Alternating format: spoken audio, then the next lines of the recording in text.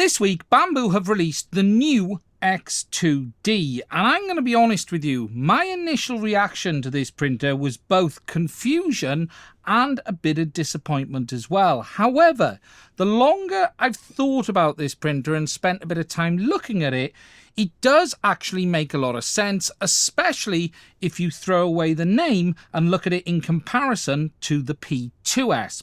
Now, I don't have this printer yet. I am going to be getting one, but I do just want to share with you my thoughts on what I've seen so far, just to give you a bit of an opinion on where we're at, because if you are out there right now and are looking to buy a P2S, make sure you watch this video because I'm going to tell you why you should buy the X2D instead.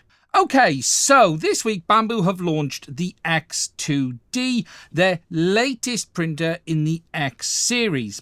Now, this is very much a P2S on steroids. In fact, I personally think Bambu have got the naming on this one a little bit wrong.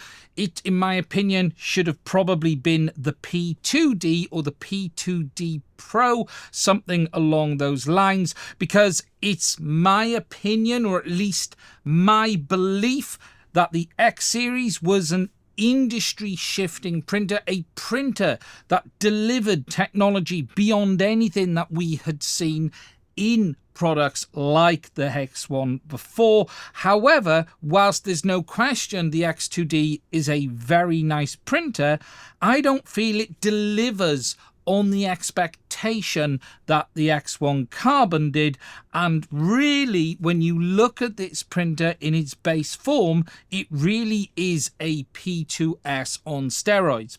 However, regardless of the naming, it is a printer that does bring some new features, some new capabilities, and as I said at the start, it's actually a no-brainer when it comes to buying this in a comparison to the P2S, because the first thing to understand about the X2D is that it costs just $100 more. Now, when it comes to the main specs on the X2D, I'm not going to go through every detail, but the very basics you need to know are as follows. It is a P2S that now has a dual extruder. It features an improved cooling system as well as cavity heating and a number of other changes and tweaks just to make it a little bit better overall.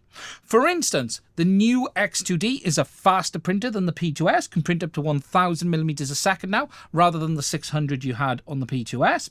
It does feature a dual extruder. However, there is a bit of a gotcha here. You still have the main extruder, which features that lovely servo motor like we had on the P2S. However, the second extruder and hot end is fed by an external standard stepper motor, which is fed as a Bowden. Yes, I said Bowden. It has been quite a long time since we've used that word in 3D printing, but rather than try and build a rather complex and big and heavy dual extruder in a smaller platform, Bambu have chosen to go with the main extruder as they had it before, and this secondary hot end and extruder fed via a Bowden tube. Now, Bambu are actually labeling this second hot end as an auxiliary one. Your left-hand hot end is your main one, which still has that lovely servo motor direct drive, and then the right-hand one is fed via the Bowden tube. The idea of this is to give you the option of doing things like printing with your standard filament on the left and support filaments on the right, allowing you to print faster, instead of having a single hot end and using, say, your AMS to switch between the two. Now you can actually have your support filament permanently loaded on the right hand side. This is particularly handy when it comes to printing flexibles where you wouldn't usually be able to use the AMS. This way you can now load your TPU on the left, your PLA for your support on the right. As a result of this aux hot end having a Bowden setup, there are a few penalties. It isn't as capable as the left-hand extruder from a quality perspective. It might not quite deliver the same as you would usually be expecting, and you can't also use it with all of the same filaments that you can on the right. So for instance, you wouldn't usually be able to use flexibles on a Bowden, and Bambu do list a number of other filaments that they say may not work correctly. It is also going to be a bit slower, although one bit of good news news is you can use either hot end with the AMS. It isn't restricted on which side you can use, and there is even a new switching module available from Bambu that allows you to actually switch your single AMS between the two different sides. There's no question that it does offer a multicolour and multi-material setup, but it really is designed to be a primary hot end and extruder and an aux one, ideal for things like support material.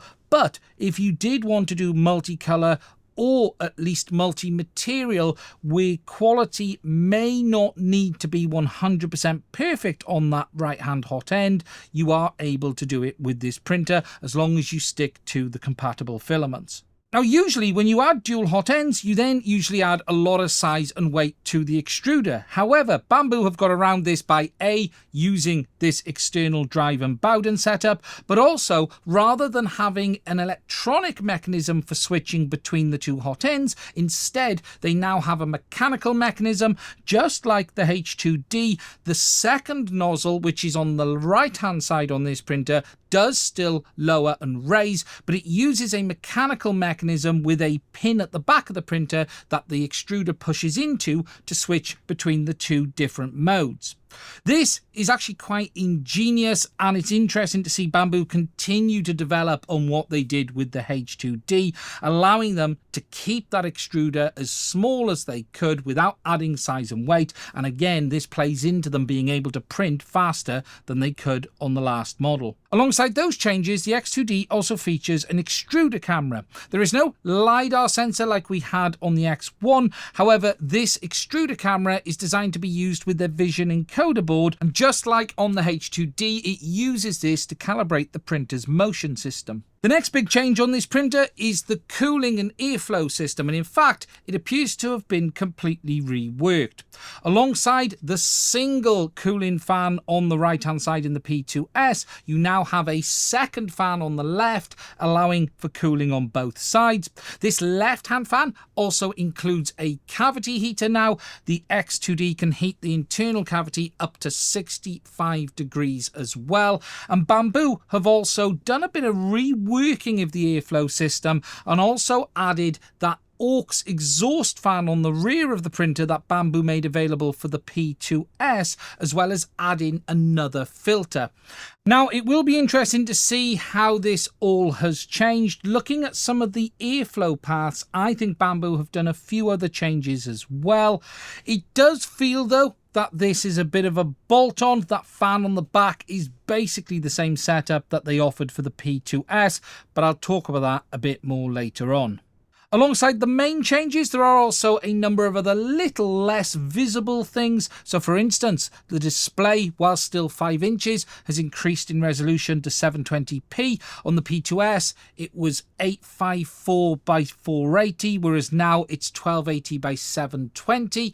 We also now have additional sensors inside the printer as a result of having that new cooling system, and they've also added active cooling to the main control board as well. It looks to be the same main processor setup. You've still got 8 gigs of onboard eMMC memory, the USB port. However, they've now added a cooling fan just to hopefully, I guess, try and keep the temperature under control. There are also a couple of other little changes. So for instance, you have a window on the left hand side like you have on the H series. You also have a couple of other tweaks here and there. Overall, this printer certainly isn't revolutionary. It is more an evolutionary step forward on what Bambu did with the P2S.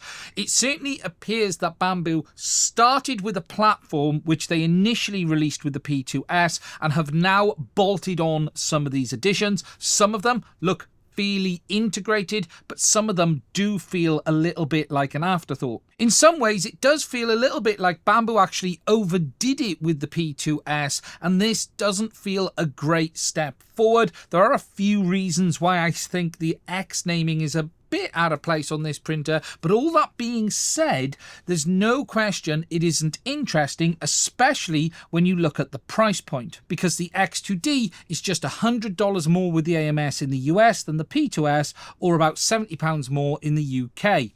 The P2S in the UK with the AMS module is $699 or $479 without, and the X2D is going to be $769 or $569. If you're buying it with the AMS module, it is £70 more than the P2S. In the US, things are very similar. The X2D is $899, whereas the P2S is $799 with the AMS2 Pro. Again, you're paying just $100 more. For that $100, you're getting the dual cooling fans, you are getting that secondary hot end and extruder, you have the improved cooling and ventilation system, higher resolution display, more sensors, and it is a complete no-brainer when it comes to which one of these two printers you should buy. There are basically no downsides to the X2D over the P2S for that money, and for just $100 more, you are getting a lot more printer, and anyone who is considering buying the P2S today should just go and buy the X2D when they are just $100 or £70 different. However, all that being said, I am still a bit confused and disappointed with this release. It's a no-brainer in comparison to the P2S, and it is still going to be a fantastic printer. But I can't help saying that I was expecting more from an X series. I personally think this printer should have been the P2D or even the P2D Pro, P2DP maybe, whatever they want to call it. I find it hard to look at this and feel that this justifies the name. This printer delivers on what the X1 did. The X1 was an industry leading, it was a disruptive product, not only from a quality perspective, aluminium side panels built like an absolute tank, but it was a feature disruptive product as well, bringing new technology, the LiDAR sensors. The way that printer behaved was just on another level compared to what we could buy off the shelf before. And Bambu have built a reputation of delivering excellence. And that isn't that I think they're not here, but this printer is completely evolutionary. And in many aspects, elements of this printer feel like an afterthought. The way that fan clips on the back, the Bowden extruder. I understand the compromises that they have made, but I didn't expect compromises on the X series. I expected the X series to be something that delivered an entirely new feature set, something that really did push the boundaries.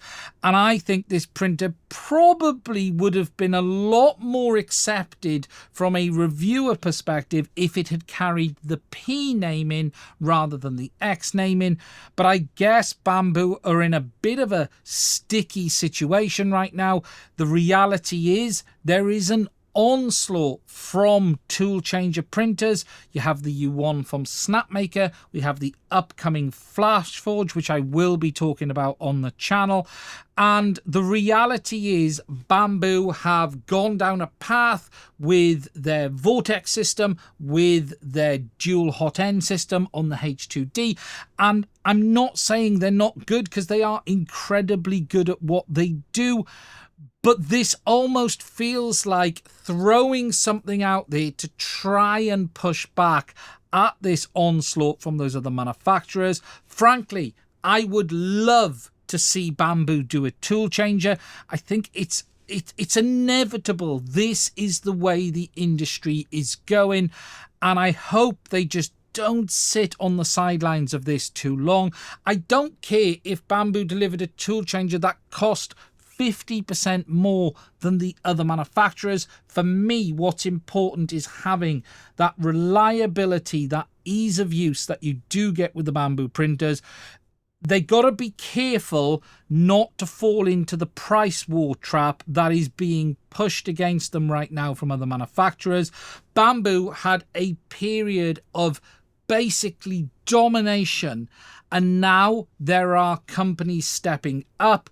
And if I'm honest, I feel like this is their first wobble. This is the first time I've looked at a product and thought, that's not quite what we were expecting or what we were hoping or what it needed to be. This printer will absolutely deliver for the people who want that capability of flexibles and then your support material or limited multi-material. But it is really hard to sit here and say that this printer is completely revolutionary when the fact is it is a P2S on steroids. However, all of that being said again, it is still going to be a very, very good printer. I am going to get one in to talk about on the channel. If you are interested in getting one, there will be a link to it down below. That will be an affiliate link. I am part of the Bambu affiliate scheme. They're actually a really great company to work with. And if you're interested in getting one, please do consider checking that link out. As I've said, genuinely, I find it hard to recommend the P2S at this price point. Maybe we might see a price drop in the P2S. Perhaps, I don't know. I genuinely have no information. I think it needs it. It's really hard to have all of that more for $100. Ignore the naming, take the name away a minute. If you just put the two side by side and went this one or this one for $100 more, it is a no-brainer, no argument choice. Unless you simply do not have that $100, get the P2S. But if you do, get the X2D because you are getting all of those additional extra features. Auxiliary hot end, hot and cold extra cooling, new filtration system, better quality screen, all of those little changes. So it really is a no-brainer in that regard. Now, that's it. That's my opinion. Bit of a surprise, curveball. As I've said, I feel this is Bambu's first wobble. Could be growing pains. The company has grown massively for a very, very long time. So maybe I think they might need to go back to the drawing board. And for the X3, we'd genuinely like to see something just, again, delivering on that expectation of complete excellence with new technology. But maybe it's just me. Perhaps I'm asking for too much. Look after yourself, stay safe, and I will speak to you soon.